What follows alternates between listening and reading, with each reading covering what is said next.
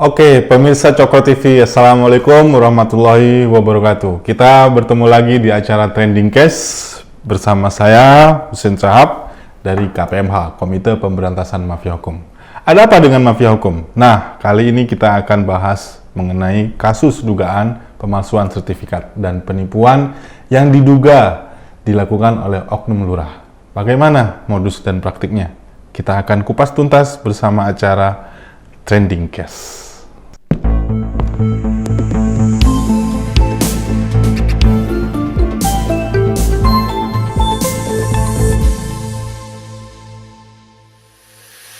Baiklah pemirsa, saya saat ini sudah bersama dengan pihak korban dan sebagai ahli waris Mas Nisan. Siap, Pak. Apa kabar Mas? Sehat ya? Alhamdulillah sehat. Bagaimana sih Mas ceritanya kronologis sampai ada dugaan-dugaan pemalsuan dokumen, terus kemudian ada dugaan penipuan seperti itu. Gimana ceritanya? Mulai dari kapan, di mana? Ceritain aja sama kita nanti biar bisa kita bantu lah istilahnya. Untuk awal pemilikan lahan dari tahun 1996 itu terjadi transaksi jual beli antara kami, orang tua kami sebagai ahli waris. Waktu itu orang tua masih ada ya? Masih ada, tahun 1996 dengan pihak penjual atas nama M. Tabroni Nur, atas nama tahun 1996. Di situ disaksikan oleh Bapak Lurah yang waktu itu menjabat Bapak Haji Marjaya tahun 96 untuk melaksanakan pembayaran di lokasi tanah tersebut dengan luas tanah 400 meter persegi. Ya, di situ disaksikan dari pihak penghubung, keluarga, khususnya kami pembeli, dan pihak dari penjual. Itu tahun 1996. Awal tanah itu luasnya 800 meter persegi. Tadinya? Awalnya. Dijual sama pemilik Sekitar 400-an? 400 meter persegi ke orang tua kami. Ya. Seiring jalan berwaktu, terdengar kabar kalau tanah kami itu ada pembebasan lahan untuk pembangunan tol. Itu di tahun 2014 2017 itu kami khususnya ahli waris dapat undangan untuk pemecahan harga, ya, masalah harga. Tuh. Harga tanah yang akan dibebaskan antar ahli waris aja. Itu antara ahli waris, itu pun yang mengundang dari pihak kelurahan, Pak. Oh, dari kelurahan. Dari kelurahannya. Tuh. Tahun 2017, 2014 dan 2017. Dan putus harga itu di tahun 2020, Pak. Putus harga, dari tahun 2014 2017 akhirnya diputuskan harganya 2020. Tahun 2020. Oke. Ya, di tahun 2020 sudah pemutusan harga dari pihak. Berapa waktu itu kira-kira yang diputuskan tahun 2020 harganya? Sekitar berapa nilainya? Itu per meter 5 juta, Pak. Berarti totalnya sekitar 2,43 M lah. Ya. 2,3 M lah. Ya, itu yang sudah ditetapkan oleh dari pihak Pemda, ya, karena kita juga dari ahli waris tidak mau menahan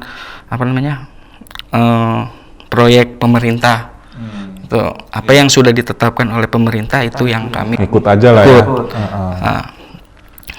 Dan tiba-tiba ketika mau ada pembayaran itu ada yang mengeklaim, Pak. Mengeklaim ya, di tanah yang sama. Tanah yang sama infonya.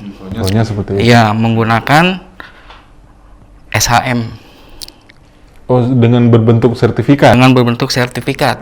Oh, dokumennya ya. Berarti sudah atas nama Atas nama masih pemilik yang pertama menjual. pertama. Oh, oke. Oke, terus? Itu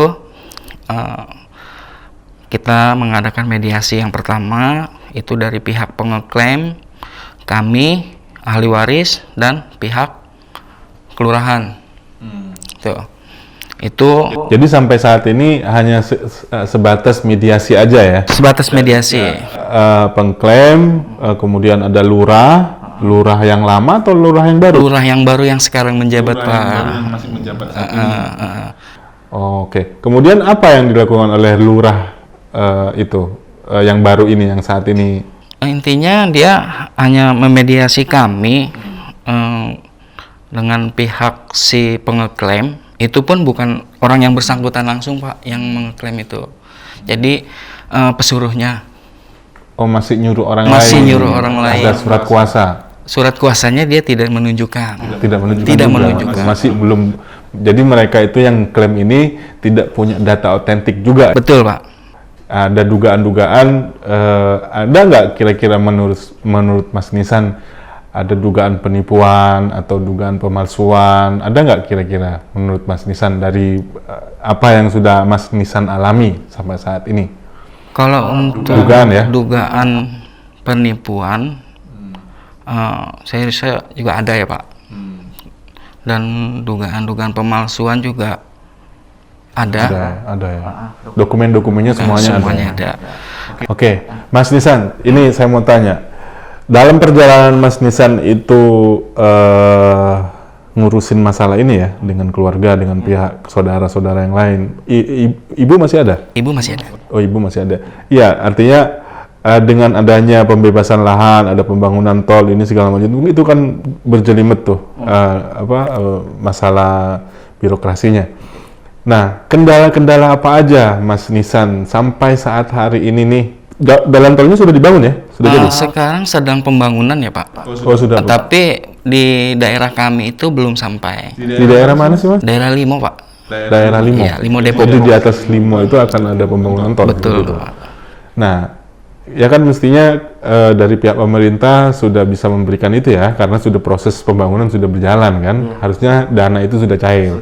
Cuman karena ada kendala, ada pihak yang mengklaim, akhirnya ada masalah-masalah. Apa sih masalah-masalah, kendala-kendala Mas itu yang selama ini dialamin terkait sampai saat ini dana itu belum cair? Apa kendala-kendalanya?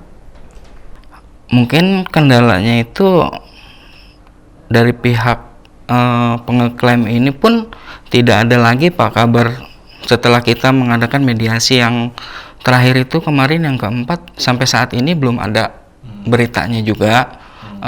Kalau memang ada mediasi lagi, kami pun akan datang itu dan membawa apa yang berkas-berkas yang kita miliki tuh, sampai saat ini. Yang kedua mungkin terkendala dari pihak kelurahan pun belum ada informasi ke kami seperti apa itu, Pak. Makanya untuk kami itu terus terang aja merasa kesulitan mencari informasi itu kemana jalurnya. Termasuk dari pihak pembeli pertama ya? Penjual pertama. Ya, artinya penjual pertama. Saya dengar-dengar info bahwa Mas Nisan juga dan keluarga Mas Anwar, abang Mas Nisan juga ada upaya untuk memanggil pihak penjual pertama. Betul, Pak. Dan mencari istrinya. Kalau suaminya kan Sudah meninggal. Dan istrinya katanya sampai Infonya masih ada. Karena kenapa masih ada? Karena waktu itu si pihak pengeklaim membawa surat kuasa dari istri penjual, Pak. Iya. Berarti si pihak pengeklaim ini tahu keberadaan. Sementara dari keluarga Mas Nisan transaksinya dengan suami ya? Dengan suami. Dengan suami Haji Rosid itu ya? Bukan, dengan suami Pak Muhammad Tabroni M. Nur. Ya, dengan Bapak Tabroni. Ya. Nah, kemudian orang yang mengklaim ini dari pihak dapat surat dari pihak istri, seorang istri. Iya, betul. Oke. Baik, kira-kira saya sudah tangkap masalahnya. Kira-kira apa harapan Mas Nisan untuk masalah ini supaya bagaimana, apa yang diharapkan lah. Kira-kira apa aja? Kalau untuk harapan keluarga kami, ya, khususnya kami ahli waris, kalau memang itu hak kami, ya tolong diupayakan itu menjadi hak kami sepenuhnya, Pak. Dibalikan lah, Dikembalikan kepada haknya. Kalau tuh memang dari pihak pengeklaim dia merasa Betul, dia pernah di situ. beli ataupun pernah dapat dari istrinya, ya kita buktikan, kita duduk bareng, mediasi kembali antara pihak penjual, pihak pembeli, kami dari ahli waris, dan pihak pengeklaim, Pak. Karena kenapa istrinya masih harus bisa bertanggung jawab? Karena dia ada bertanda tangan di akte jual beli istri si penjual. Ada tanda tangan. Ada tanda tangan turut penjual di sana. Jual. Walaupun saya mendengar informasi, saya sempat juga baca dokumennya bahwa ada tanda tangan yang tidak sesuai ya. Tidak sesuai dengan apa yang ada. Dengan dari yang Mas ini ya, Iya, dari ahli waris dari kan ahli ya. waris. Dari ahli waris si penjual. Penjual. Selain harapan itu, ada nggak harapan lain dari pemerintah, dari pejabat setempat, dari wali kota, dari kecamatan, dari lurahnya? Apa yang ingin disampaikan? Mumpung ada di media sekarang, mungkin bisa didengar oleh masyarakat setempat, juga pemerintah setempat seperti itu. Mungkin ada harapan-harapan gitu loh. Ya, untuk kami ke depannya harapannya ya, untuk Bapak Wali Kota Depok, khususnya Bapak Camat Kecamatan Limo, dan pejabat-pejabat lainnya, menurut saya ini harus Keluarkan aja unek-uneknya, Mas. Apa? Bicara aja. Jangan ditahan-tahan. harus dilihat di lapangan, Pak. Karena ini pelajaran juga buat keluarga kami yang kami tuh sudah beritikat baik melakukan jual beli, Pak, membuatkan akte jual beli di PPAT kecamatan Sudah sesuai dengan prosedur. sesuai dengan prosedur. Ya tolong untuk pejabat-pejabat terkait untuk dibantu ya, tolong dibantu kasus kami ini untuk segera diselesaikan. ya, untuk segera diselesaikan. Itu aja, Pak. Pemirsa, kasus yang kita bahas kali ini adalah tentang dugaan tindak pidana penipuan atas kepemilikan tanah di daerah Kelurahan Limo. Kami menduga ada upaya perbuatan penipuan sebagaimana pasal 378 KUHP yang berbunyi, barang siapa dengan maksud hendak menguntungkan diri sendiri atau orang lain dengan melawan hak, baik dengan memakai nama palsu atau keadaan palsu, baik dengan akal dan tipu muslihat, maupun dengan karangan perkataan-perkataan bohong, membujuk orang supaya memberikan sesuatu barang, membuat utang atau menghapuskan piutang, dihukum karena penipuan dengan hukuman penjara selama-lamanya 4 tahun. Maing adalah seorang pembeli yang beritikat baik. Dia melakukan pembelian sesuai dengan prosedur formal yang dibenarkan oleh undang-undang, sehingga Maing harus dilindungi haknya. Melihat dari rangkaian peristiwanya, seorang oknum mafia tanah yang berinisial AR telah membuat surat dan mengklaim kepemilikan tanah Maing, seolah dia telah membeli tanah melalui lelang. Namun AR tidak pernah dapat membuktikan surat pembelian lelang tersebut. Anehnya, pihak kelurahan telah mendukung klaim AR, bahkan selalu mengklaim bahwa kepemilikan ahli waris Maing tidak terdaftar di kelurahan. Dalam pasal penipuan terdapat unsur rangkaian kebohongan dan unsur tipu muslihat. Kedua unsur ini memiliki pengertian yang berbeda. Rangkaian kebohongan berarti berbohong dengan kata-kata, dan tipu muslihat berarti berbohong dengan surat atau surat yang digunakan sebagai alat kebohongan.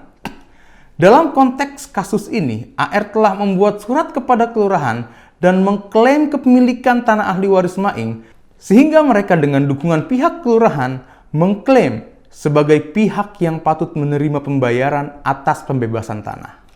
Maka itu, perbuatan AR ini dapat dikategorikan mengandung unsur menggunakan surat sebagai tipu muslihatnya untuk mendapatkan keuntungan pribadi. Kemudian, girik sebagai dasar sertifikat hak milik yang diklaim oleh AR memiliki perbedaan dengan tanah girik yang dibeli oleh Maing. Perbedaan girik ini menjadi dasar yang kuat kalau tanah yang diklaim oleh AR berbeda titik lokasinya dengan tanah yang dibeli dan dikuasai oleh Maing dan atau ahli warisnya. Pembelian tanah oleh Maing dilakukan oleh camat setempat langsung di lokasi tanah yang dihadiri saksi-saksi. Sekaligus saat itu dilakukan patok batas-batas. Dalam pertemuan di kelurahan, camat sebagai pejabat pembuat akta tanah yang menandatangani akta jual beli hadir langsung memberikan klarifikasi bahwasanya pembelian yang dilakukan oleh Maing adalah benar dan AJB-nya terdaftar di kecamatan. Selanjutnya camat tersebut membawa buku catatan tanah yang setelah selesai dia menjabat, buku catatan tanah tersebut disimpan hingga sekarang. Maka itu otentifikasi kepemilikan Maing dan atau ahli warisnya dapat dipertanggungjawabkan secara hukum, sehingga dalam rangka pembebasan tanah, pihak ahli waris Maing lah yang harus menerimanya. Jadi, apabila pembayaran dilakukan terhadap seorang yang bukan ahli warisnya, maka secara hukum telah melawan hukum dan dapat dikategorikan sebagai rangkaian dugaan tindak pidana penipuan berdasarkan pasal 378 KUHP. Bukan hanya AR yang dapat dijerat, tapi pihak-pihak yang turut serta melakukan pembantuan di dalamnya dapat juga dikenakan pasal 56 KUHP, dipidana sebagai pembantu kejahatan. 1. Mereka yang sengaja memberi bantuan pada waktu kejahatan dilakukan. Mereka yang sengaja memberi kesempatan, sarana, atau keterangan untuk melakukan kejahatan. Harapan kami, kasus ini menjadi atensi dari Kelurahan Limo, Kecamatan Limo, Pemda setempat untuk mendukung ahli waris Maing mendapatkan haknya atas pembayaran pembebasan tanah, serta mendapat dukungan dari pihak kepolisian setelah kasus ini dilaporkan nanti. Hal ini semata sebagai dorongan untuk membantu program Presiden Republik Indonesia dan Kapolri yang sedang gencar memerangi mafia tanah. Ahli waris Maing hanya warga biasa yang saat ini sedang mencari keadilan, dan hukum harus berpihak kepada korban. Jadi pemirsa Cokro TV yang budiman, melihat banyaknya praktik mafia hukum, khususnya mafia tanah, saya ingin menghimbau untuk selalu berhati-hati dan teliti apabila melakukan transaksi tanah, khususnya keabsahan dokumen dan sebagainya. Jangan sampai karena kelalaian kita sendiri membuka peluang bagi orang lain untuk melakukan kejahatan, seperti halnya kasus yang dialami oleh Mas Nisan. Baiklah, sampai di sini dulu episode kali ini. Sampai jumpa di episode berikutnya di Trending Cast. Wassalamualaikum warahmatullahi wabarakatuh.